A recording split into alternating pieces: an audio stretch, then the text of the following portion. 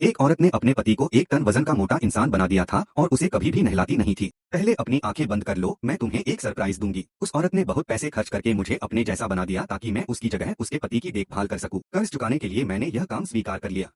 लेकिन जब मैंने उसके पति को देखा तो मुझे बहुत पछतावा हुआ कि मैंने यह काम लिया। वह आदमी ऐसा लग रहा था जैसे उसने पूरे साल नहाया ही नहीं। प्रिय, क्या तुम तैयार हो? मैं बहुत भूखा हूँ। वह सच में भूखा था। उसने नाक से निकली गंदगी खा ली और फिर अपनी पैंट से एक बर्गर निकाल लिया। प्रिय, क्या तुम खाना चाहोगी? उसकी बदबू ने मुझे वहीं उल्टी करने पर मजबूर कर दिया। हमारा पहला काम था उसे साफ करना। शुक्र है कि मैंने पहले कार वॉश में काम किया था। मैंने उसे बाथरूम तक घसीटकर पहुंचाया और उसे कार समझकर नहलाना शुरू किया। उसके शरीर से इतनी बदबू आ रही थी कि सहन करना मुश्किल था। उसने अपनी चर्बी में से 100 युआन निकालकर मुझे दिए, लेकिन मैंने पैसे फेंक दिए। तुम पहले पैसे से बहुत प्यार करती थी। मैं है को काटने देती हूँ, पहले नहा। मैंने दस्ताने पहनकर उसके शरीर की सफाई शुरू की। बाल काटे, साबुन लगाया और फिर ब्लेड से शेव की।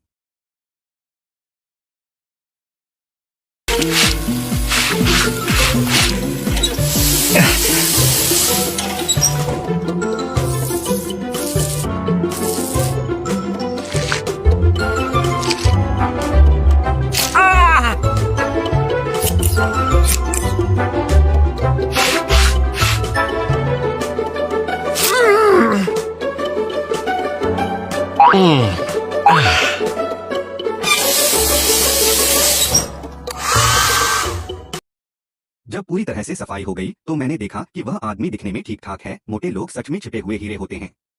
तुम तो जादूगर हो। काश मैं इतना मोटा न होता कि तुम्हारे साथ टहलने जा पाता। असल में जैक पहले ऐसा नहीं था। एक एक्सीडेंट के बाद वह टूट गया और खुद को छोड़ दिया। मैंने ठान लिया कि मैं उसे फिर से खड़ा करूंगी। मैंने उसे स्वादिष्ट खाने से प्रेरित किया ताकि वह एक्सरसाइज करे। चलो, तुम कर सकते हो।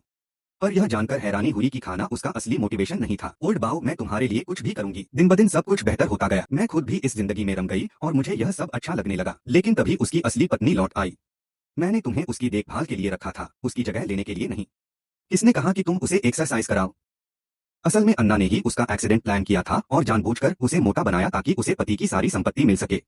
तुमने मेरी योजना बिगाड़ी, तुम निकाल दी गई हो। जब से मैं जैक से अलग हुई, मैं किसी और पुरुष में दिलचस्पी नहीं रख पाई। मुझे उसके साथ बिताए पल बहुत याद आते हैं। अब मुझे पता चला कि मेरी माहवारी को 10 दिन हो चुके हैं, शायद मैं गर्भवती हूँ। अब मैं खुद को रोक नहीं सकी। मैंने जैक को खोजने का फैसला किया। अन्ना, अब तुम क्यों आई हो? तुम सब कुछ ले जा चुकी हो, मेरे पास अब कुछ नहीं बचा।